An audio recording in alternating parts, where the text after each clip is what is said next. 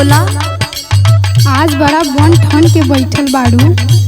हई देखो तारू, सावन के पावन महीना में घनघोर बादल बा।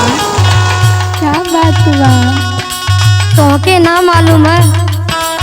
अरे सखी, हमरा के मालूम रहती तोहरा से पूछती। हई रिम झिम फुहार देखा कैसे पड़ता, कुछ तो जरूर बा। ला सुना सखी, बताओ दिन का बात है। अरे सुनावा ये सखी। रिम झिम बरस बदरिया,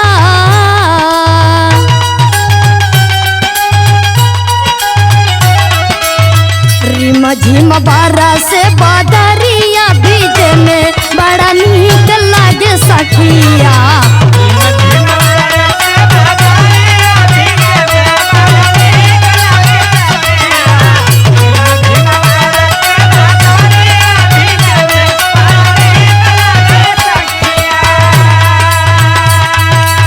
नीक लागे सखिया हो, नीक लागे सखिया।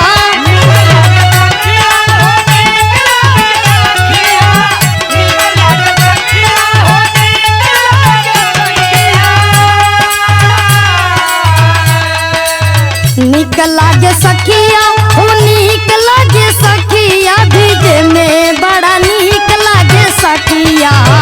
अमवा पे बोले कोयलिया, भीजे में बड़ा नीक लागे सखिया।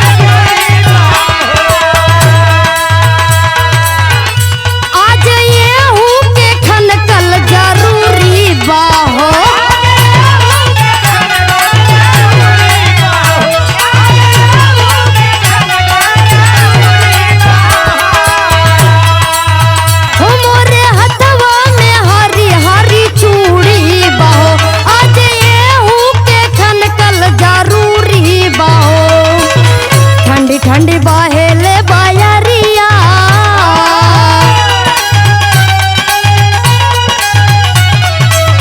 ठंडी ठंडी बहेले बायरिया, भीजे में बड़ा नीक लागे सखिया।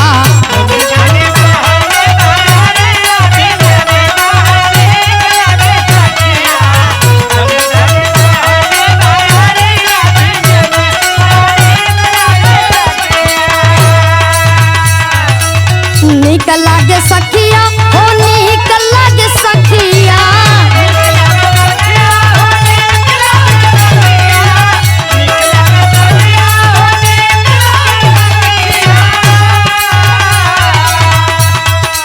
नीक लागे सखिया हो, नीक लागे सखिया, भीजे में बड़ा नीक लागे सखिया।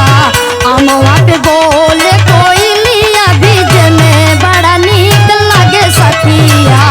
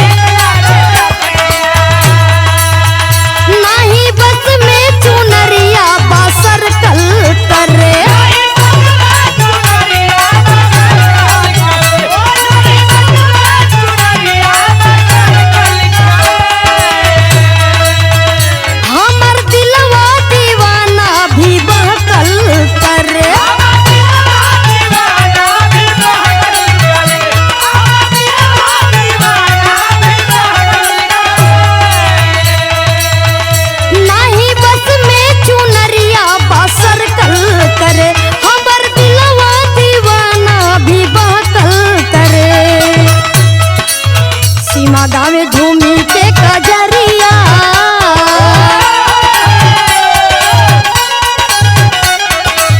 बिट्टू गावे झूमी के कजरिया भीजे में बड़ा नीक लगे सखिया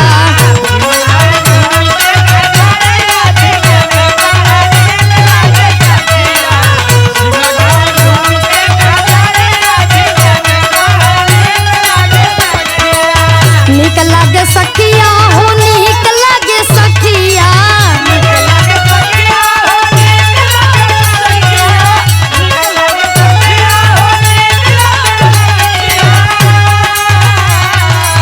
नीक लगे सखिया हो नीक लगे सखिया भीजे में